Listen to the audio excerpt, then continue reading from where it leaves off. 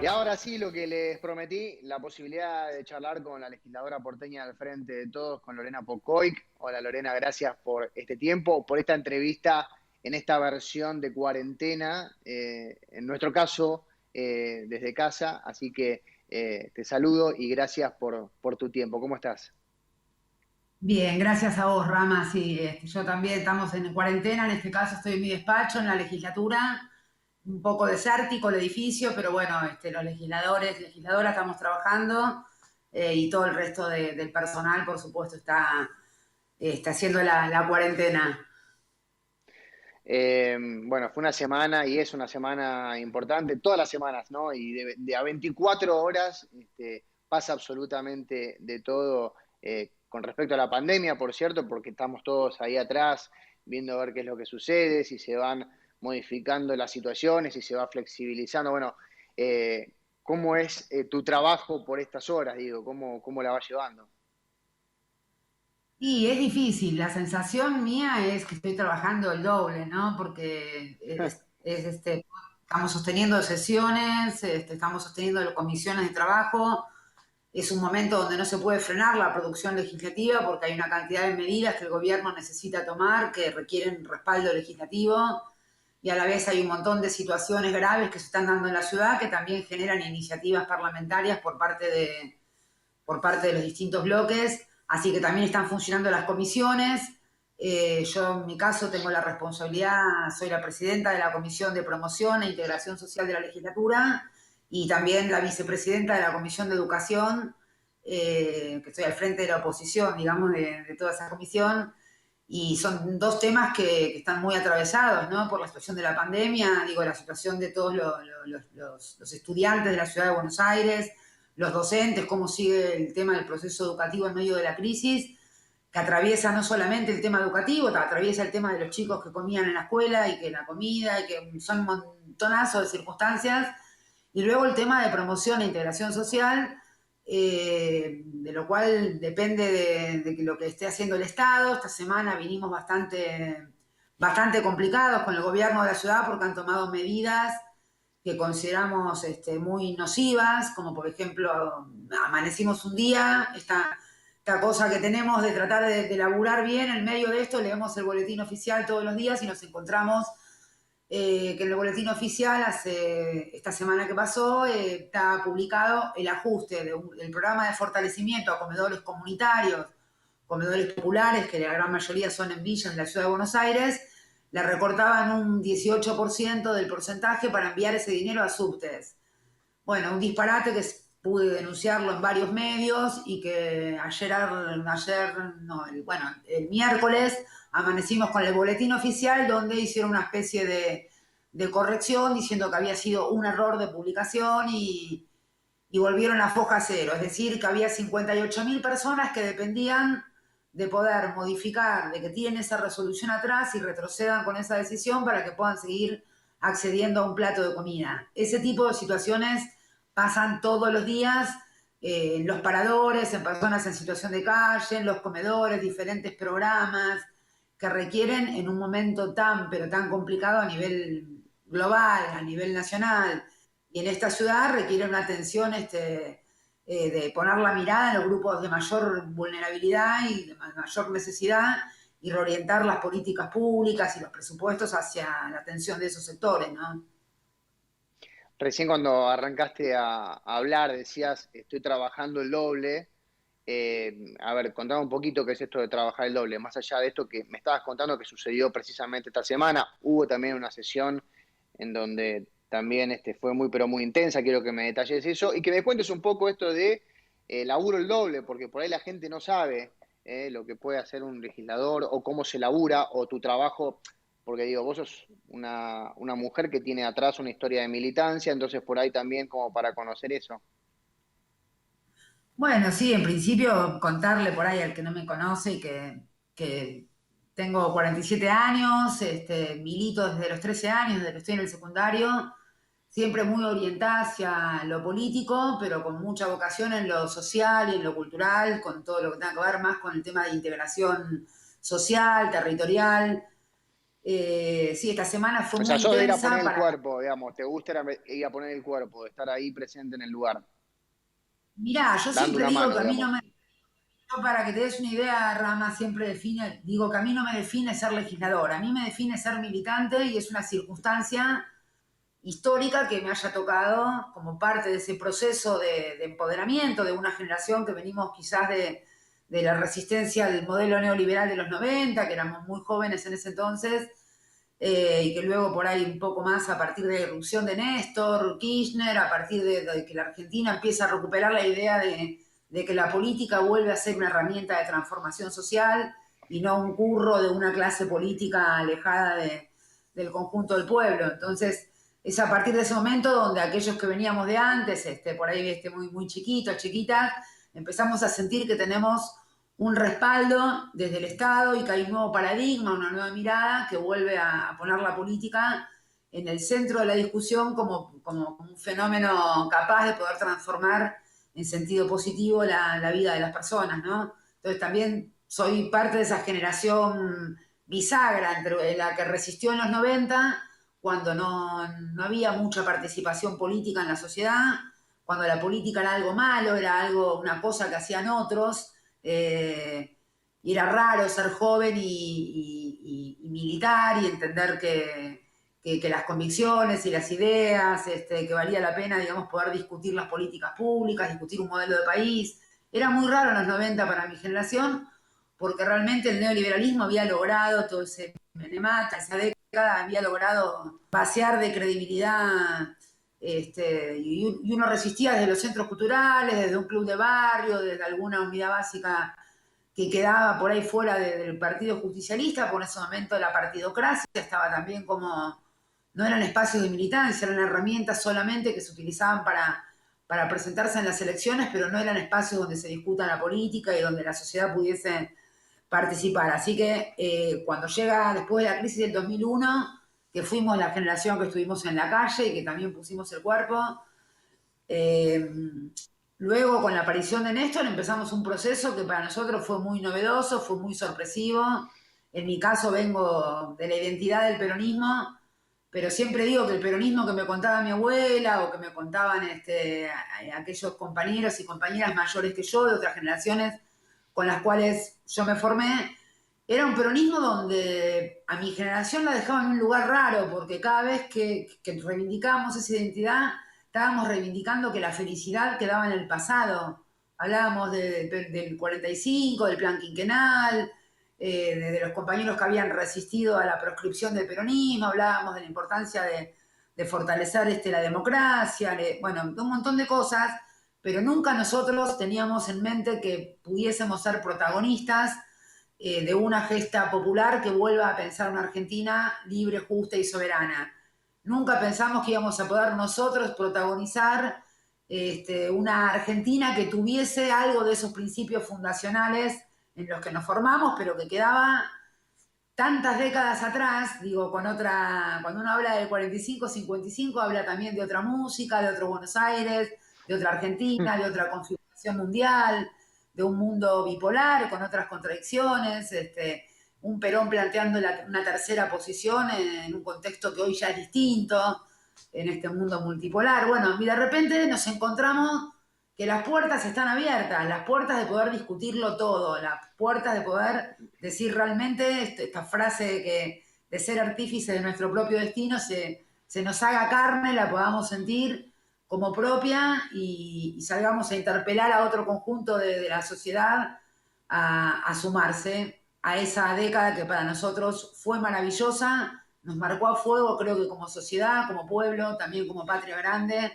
y a mí a nivel personal como militante creo que más allá de la historia propia de donde uno viene y donde uno se forjó, la posibilidad de desplegar las alas y de poder sentir que uno es parte protagonista de una Argentina que recuperó la posibilidad de autodeterminar sus políticas. Eh, y era tocar el cielo con las manos, porque, digo, esa propuesta que nos hace Néstor de invitarnos a soñar y a construir ese camino de sueños, realmente fue muy conmovedor. Eso nos marcó a fuego y hoy sentimos que estamos ya todos un poco más maduros más maduras, que han pasado algunos años, del 2003 a esta parte, incluso, digo, yo arranqué militando en el 87, cuando tenía 13 años. Así que me ha tocado vivir la transición de la recuperación democrática, de la hiperinflación de Alfonsín, el traspaso al menemismo, la ilusión de la revolución productiva y el salariazo, la gran traición de Menem hacia un movimiento nacional, entregando la patria entera, y terminando en la triste y tremenda situación que quedó la Argentina hacia fines de los 90, el intento de ese gobierno de transición, ¿no? Que fue de la Rúa, ese ni, esa cosa que cuestionaba la corrupción, pero no cuestionaba el modelo en términos estructurales y que no movía el amperímetro en términos de modelo económico. Luego ver a nuestros viejos, a nuestros tíos, al país derrumbarse en medio de una crisis tremenda, salir a la calle, ver pibes de nuestra edad muertos en el piso. Imagínate, Rama, que después de vivir todo eso, yo siempre digo que uno tiene la edad de lo que vivió, ¿no? Entonces es muy difícil medir a mi edad, si me siento más joven, más vieja.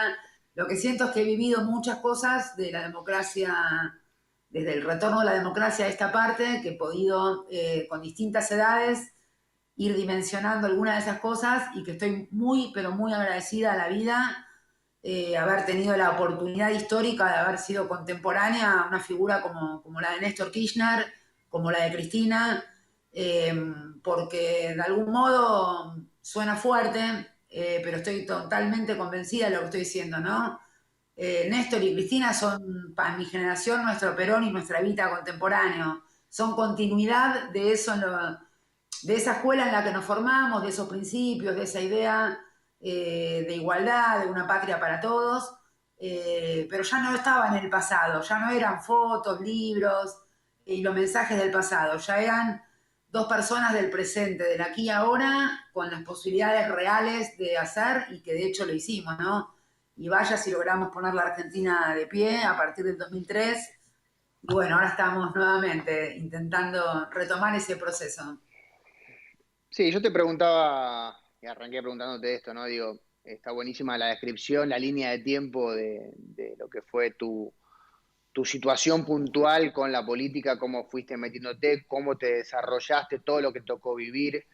Digo, todo esto, todo este bagaje para una situación de estas características como la pandemia, a donde vuelvo a lo anterior, o sea, vos decías cuando arrancaste laburo el doble, calculo que el doble quiere decir que arrancás a cualquier hora, que vas a poner el cuerpo, que vas a hablar con la gente, eso entiendo yo que quiere decir que laburas el doble.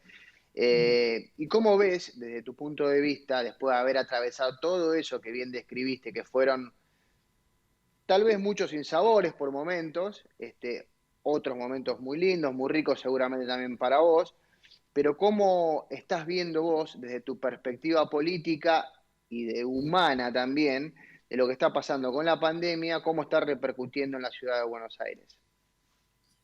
Bueno, sí, es un gran tema, ¿no? Porque cuando hablamos de la pandemia, o podemos decir, che, estamos todos esperando que esto pase, y luego volvemos a la normalidad. Y yo creo que no se vuelve a ninguna normalidad, porque la normalidad es una construcción subjetiva, no existe como tal, que es lo normal. Y creo que claramente el mundo está atravesado por un cambio que va a tocar varias fibras, que difícilmente hoy uno pueda intentar apenas aproximarse a vislumbrar alguna de esas cuestiones. En principio creo que es una crisis que atraviesa a los diferentes países y que va achicando algunas brechas también y generando oportunidades. Y digo oportunidades con mucho cuidado, también la utiliza nuestro presidente. Nosotros no celebramos encontrar oportunidades en esta crisis y preferiríamos que no exista ninguna pandemia, y mucho menos una pandemia con un presidente que acaba de asumir, con una Argentina en ruinas. Digo, es un escenario bastante difícil para gobernar y para intentar poner la Argentina de pie. Lo que no podemos dejar de ver es que también es un mundo que se está reconfigurando y que la posibilidad de que un país como la Argentina pueda pensar sus relaciones con otras naciones hermanas o otras naciones también de países del primer mundo u otras potencias, también de alguna manera achica la asimetría. Yo creo que esta pandemia tiene algunas características que culturalmente, sobre todo en lo cultural, y cuando digo lo cultural lo digo en el sentido más amplio, lo cultural que repercute sobre cómo pensamos la economía, cómo pensamos la política, cómo pensamos el medio ambiente. Y yo creo que, sin lugar a dudas, esto nos pasó a nivel mundial, nos está pasando a todos los países. Y si bien es verdad que a mayor pobreza o condiciones de hacinamiento crítico o de ausencia de Estado, es más posible que uno pueda contagiarse, también es verdad que esto no diferencia ni blancos, ni negros, ni si vivís en el primer mundo o en el tercer mundo, si vivís en el conurbano o en la capital, si sos empleado registrado o no registrado, si sos pobre o si sos rico. Digo, de algún modo es algo que nos interpela y nos pone en un lugar de igualdad, que es ese lugar donde dice, están todos en riesgo. Cualquier ser humano que habite este planeta, si no toma determinados recaudos, está en riesgo. Eso nos iguala. Lo que no nos iguala, Rama, y esto es importante destacarlo, es cómo enfrentamos ese riesgo. Una cosa es yo enfrentándolo desde la comodidad de mi casa, pudiendo acceder a determinadas condiciones de salud, de cuidados, de higiene, de un montón de posibilidades y teniendo garantizada mi comida, mi sueldo a fin de mes, mi obra social. Y otra cosa es cómo lo enfrenta una persona en una villa donde no llega el agua, donde quizás tienen que estar en cuarentena una familia integrante de 8 personas en unos pocos metros cuadrados, donde no entran las ambulancias, el SAME. Hablo puntualmente de la ciudad de Buenos Aires en este caso. Entonces, ahí sí, nuevamente, hay algo que yo digo, como dicen los pibes, no hay que comerse la curva, ¿sí? Yo creo que se va a escribir mucho sobre esto, es materia, no sé, los sociólogos tienen para hacerse una panzada, entre otras disciplinas, los economistas. Creo que van a cambiar muchas cosas. Lo que no va a cambiar es que la avaricia de un sector minoritario del mundo que concentra la riqueza va a seguir peleando por sostener esa concentración y seguir multiplicándola, y que va a haber otros millones que vamos a seguir peleando por poder redistribuir ese pan, esa torta mundial en función no solo de la supervivencia, sino del desarrollo del conjunto de las naciones. Eso no va a cambiar. En todo caso, puede cambiar la experiencia cultural de cómo ese capitalismo se refleje en algunas cuestiones a través de esta crisis, y también, por supuesto, nos interpela a los sectores populares, a las mayorías, también a reinventar otras formas de comunicación, otras formas de ver cómo se resiste a determinadas situaciones. Todos nos estamos adaptando también en este universo virtual a poder producir contenidos, análisis, a poder pensar, a seguir yendo hacia adelante. Y digo, ¿cómo va a terminar esto? No lo sabemos, porque estamos atravesando justo en el medio esta situación que va a reconfigurar desde hasta los hábitos personales de las casas, de la vida de cada uno. Pero te vuelvo a repetir, creo que la función de aquellos que elegimos el camino de la política como una herramienta transformadora, el camino de entender que nadie puede realizarse en una comunidad que no se realiza, que nadie se salva solo. De ahí también cuando te hablo de la jornada doble de laburo, no es porque estoy obligada como legisladora a trabajar doble, es porque elijo los días sábados ir a las ollas populares. Y la verdad es que no debiera haber ollas populares, esas familias debieran poder comer en sus casas, y el Estado, en este caso de la ciudad de Buenos Aires, debiera estar presente con políticas públicas activas. Cuando te digo laburo el doble, sí, puedo decirte de mi charla con el padre Juan en la parroquia Madre del Pueblo, en el barrio Richardelli, en la Villa 1114, en el Bajo Flores, la tristeza de ver 6, 7 cuadras de cola, de filas, de personas en el barrio esperando horas para poder acceder a un plato de comida. Es tanta la cantidad de gente y tan larga la fila, que se junta el que va a almorzar con el que va a buscar la ración de la cena. Y todas las organizaciones sociales, populares, militantes, cada uno como puede haciendo una ollita con 30 raciones, con 100, con 20, y se las van arrimando a la parroquia para entre todos lograr ampliar esa olla enorme.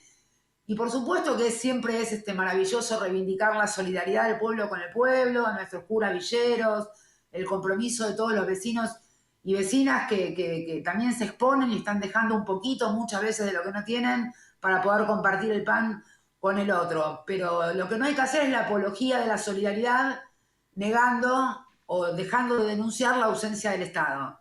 Yo creo que está bien ser solidarios, lo que no está bien es reemplazar al Estado. Que muchos de nosotros tengamos que estar reemplazando con nuestras tareas en forma voluntaria las tareas que tiene que resolver el Estado. Y sobre todo estamos hablando del gobierno de la Ciudad de Buenos Aires, un gobierno con un presupuesto privilegiado, con mayor, el presupuesto con mayor presupuesto por habitante de toda la República Argentina, y nosotros tenemos que estar discutiendo día a día cada caja de comida que tiene que llegar a los chicos que iban a doble escolaridad y que antes comían en la escuela y que hoy como tienen que estudiar desde la casa, tenemos que discutir para que puedan estudiar desde la casa, hay que generar que tengan acceso a internet y conectividad en las villas y en los barrios populares que todavía no se pudo resolver. Esos chicos no van a estar en las mismas condiciones atravesando la pandemia y la escolaridad de este año, el ciclo lectivo, que un pibe que por ahí tiene otras oportunidades de poder acceder a las plataformas virtuales y a la educación que en estos días y en este tiempo es a distancia y es por internet. Entonces, sí, trabajamos el doble porque es una decisión, que la palabra es trabajo, es una decisión Sí, de porque vida. le pones, claro, porque le pones el cuerpo y es lo que hablábamos antes, en algún punto que vos decidís y te encanta hacer lo que haces, ¿no? Desde siempre, porque relatabas hace un ratito que desde los 13 años te metiste de lleno y no paraste más. Y bueno, y déjame meter un poquito también en lo que es tu vida, digo, Lorena, ¿no? La legisladora, etcétera. Sos presidenta de la Sí, Mutual Homero Mansi, además, digo, como para ir sí. cerrando, porque ya se nos casi nos termina el programa, pero sos la presidenta de la Mutual. Contame un poquito de una mutual que además tiene mucha historia. Sí, mira, me nombrás la Mutual Homero Mansi y siempre me sacan una sonrisa porque es un lugar que amo. Creo que no es mi segundo hogar, creo que es mi primer hogar. Mirá vos, Eh, es un lugar que fundamos entre algunos compañeros que egresamos del secundario, del Mariano Moreno, del Nacional 3, entre los cuales también está el querido colega, también periodista, escritor Hernán Brienza y otros tantos compañeros entrañables. Lo fundamos en marzo de 1991 y crecimos juntos en esa gran casa que albergó a muchos dirigentes también mayores, porque es un lugar por donde, fundado por jóvenes, también fundados por gente de otra edad, del barrio, de Boedo, pero por donde se resistió mucho en los 90, cuando un sector muy importante del peronismo histórico, del peronismo, llamémoslo de las tres banderas, ¿no? Para diferenciarlo del menemismo, se refugió en ese lugar porque fue una década donde ya no quedaban unidades básicas y fue un lugar donde se mezcló mi generación, que éramos pibes y pibas de 17, 18, 20 años, con la generación de Émbar el Cadre, fundador de la JP en la resistencia en la década del 60, con la generación de Jacinto Viedo, de Avelino Fernández, de Sebastián Borro, que fue la generación del 45-55 del movimiento obrero, y a la vez fue un lugar, fue y es un lugar territorial donde hay murga, donde hay teatro, esta mezcla del pibe de barrio un con el barrio viejo muy futbolero, pará, barrio muy futbolero, además, pará, ahí se cruza todo. se cruza todo, pero la Homero Mansi, si no me preguntás cómo definirla, yo creo que es la mezcla, de los 70 años, de los más de 70 años de historia del peronismo, con el barrio, con el fútbol, con la murga, con la cultura. Digo, creo que realmente es un lugar que es muy difícil definirlo. No es un centro de estudios, no es exclusivamente un centro cultural, no es una unidad básica, no, es la suma de todo eso. Es la suma de todo eso y es el lugar donde aparte las puertas están siempre abiertas. Es un lugar que uno atraviesa para hacer un curso, un taller, a la vez tenemos una radio, a la vez tenemos una productora audiovisual, todo con mucho esfuerzo, con mucha humildad, pero tratando de hacerlo lo mejor posible. Pero es un lugar que uno atraviesa a hacer una actividad específica y se queda, porque te invita a formar parte de un proyecto. La Homero Mansi en sí mismo es una forma de entender la vida. Vos atravesás la puerta y tenés la decisión de hacer tu actividad y retirarte o decir, che, yo me quedo a ser parte de este colectivo. Porque acá encontré un lugar donde pensar la vida en términos colectivos y no solamente individual. Así que nada, yo creo que es una gran unidad básica, pero no en el término unidad básica como local partidario del Partido Sí, sí, Justicialista, sí, sino como está clarísimo. No, como el concepto original del 45. Claro, ¿Cómo era por qué se llamaban unidades básicas? Porque une básicamente todo ese capital social que rodea territorialmente ese lugar donde se concentran. Las unidades básicas en el 45 nacían chicos. La unidad básica era donde pasaba todo lo que no sucedía en otro lado. absolutamente todo. Sí, En sí. la Homero Mansi Eh, pasa todo eso que no sucede en otro lado y es un lugar donde nos invitamos todos los días e invitamos al resto a ser un poquito más felices y compartir la vida en términos colectivos. Lorena Pocoic, la verdad, un placer esta charla con vos. Te deseamos todo lo mejor en esta pandemia que nos está atravesando a todos los argentinos. Así que, bueno, te mando un fuerte abrazo. Bueno, Rama, muchas gracias a ustedes por la invitación a este programa. Espero que se repita y bueno, mucha fuerza a todos y a todas y tomemos con mucha responsabilidad este tiempo que sigue para tratar de que sea al menor costo humano y de dolor y que podamos salir juntos adelante.